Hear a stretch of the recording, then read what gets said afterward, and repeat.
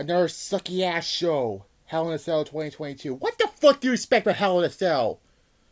I mean, literally, there was, other than 2016, 2017, those were the only two good Hell in a Cell events, but this, it was a little better than Backlash, but it still sucked. Hell in a Cell 2022 might be the second worst pay-per-view of the year. Back-to-back pay-per-views got the worst pay-per-view ever, but anyways, June 5th, a Raw and SmackDown pay-per-view, even though SmackDown has one match. Technically, this is just a Raw event with one SmackDown match. At the All-State Arena in Chicago, Illinois, they would pronounce it as, but what do you expect from Hell in a Cell? Seriously, what do you expect from Hell in a Cell? Nothing at all.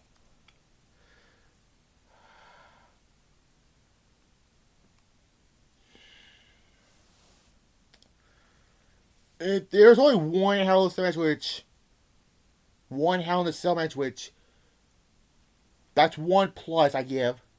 But you don't have Roman Reigns. You don't have a big name. No Drew McIntyre. No, guys.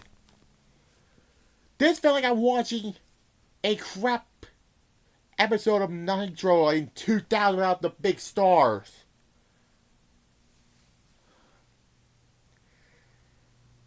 This is just so.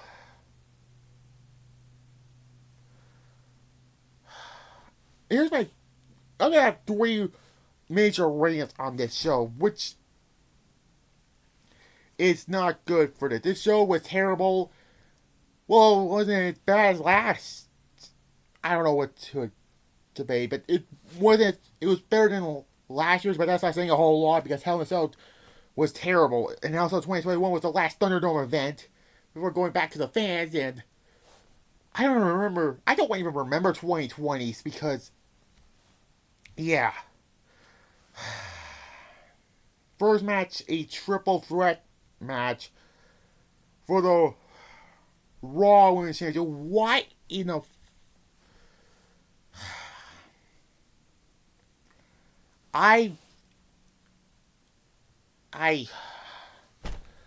we're gonna continue this. Bianca Belair defeats Asuka and Becky Lynch. And Asuka once again has to be the third wheel in a feud between two people. 2018, the feud between Charlotte and Becky, Asuka was the third wheel in the match. Last year, for Backlash, she was the third wheel between Charlotte and Rhea Ripley. Now she's the third wheel in the Bianca Becky feud, which should have been done by now. And this reign of Bianca, why they gave her the belt? She didn't compete at Backlash. She didn't do nothing in this triple threat match. It was just Asuka versus Becky. And I was convinced. I wanted the belt off of Bianca, but no, we're going to continue this feud. What is there left for these two to feud with? Literally, this is the whole Raw season. Becky Lynch and Bianca Belair. Nobody matters. It's been going on since SummerSlam last summer. This was just not a great triple threat match. I hate the finish of this. Becky hits her finisher. Bianca's like, oh, no, you're going out. I'm going to pin her. That's a lazy excuse to win a match. I give it a 3. And then we have Bobby Lashley defeating Omos and MVP. Please just end this feud already. Bobby Lashley won the rubber match, but they have MVP in this match. It was actually better than the Backlash match, in the WrestleMania one. Maybe because Lashley got the odds stacked against him, but again, Omos is green as hell, and nobody gives a fuck about him. I get a 7 for this. It's probably the best match of the night. Kevin Owens defeats Ezekiel, who is Elias. This reminded me. Here's another this whole deal thing, not being alliance thing, it reminds me of what happened 10 years ago with Abyss in TNA. Yeah, remember when Abyss disappeared after Genesis 2012? After its Monsters Ball match?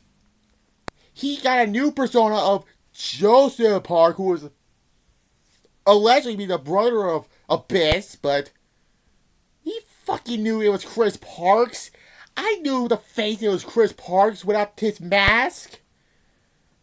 We knew it was Elias.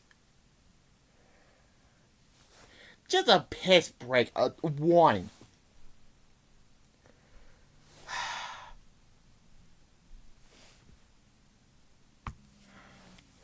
Anyways. The Judgment Day. Remember that pay-per-view? Yes, we all remember that pay-per-view. But it's Edge, Damian Priest, and Rhea Ripley defeats Finn Balor, AJ Styles, and Liv Morgan. Here's my second rant of this show. Why is the point of continuing the Edge and AJ Styles feud when Edge beat him twice? Not 3 times. And this is the what is day 1, Royal Rumble, WrestleMania, Backlash. This is the 5th pay-per-view Edge won a match. Like, he beat The Miz twice at both day 1 and the Rumble earlier this year. He beat AJ Styles at the first, which he should not have won that match. And again at Backlash, and here he pins Finn Balor. Whoa. Again, nobody fucking protects these fucking wrestlers.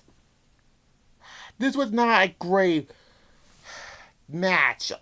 Just, no. This is another 3. Madcap Moss defeats Baron Corbin in a no match. What the fuck is the point of 0? No, wait, I'm not talking about this shit fest. Here, for the United States, Austin Theory defeats Mustafa Ali. Who gets I don't want to talk about this match here. Dud. Finally, we get the main event. 7 matches on the card. I'm only 7 minutes in. Hell in a Cell match. The only time we had a Hell in a Cell match. Cody Rhodes defeats Seth Rollins. This is my 3rd rant of this whole show. By the way, Cody Rhodes was apparently got injured, but his arm and shoulder got bruised up, and I can understand why, but yeah. It was the best match on this show. I give it an 8. But here's my 3rd rant of the show. We see these two face off. This feud doesn't scream Hell in a Cell.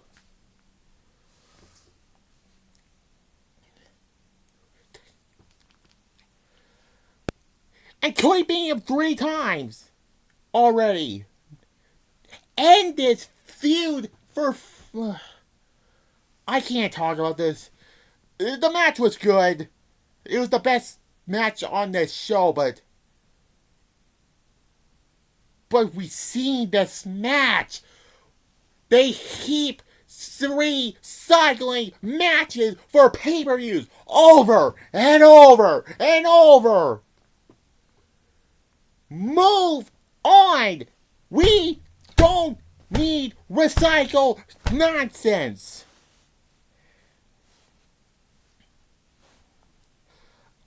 This show is...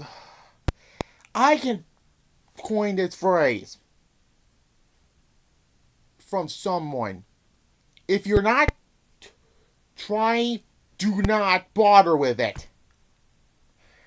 And this show proves why WWE does not try shit anymore. Recycle matches, random matches.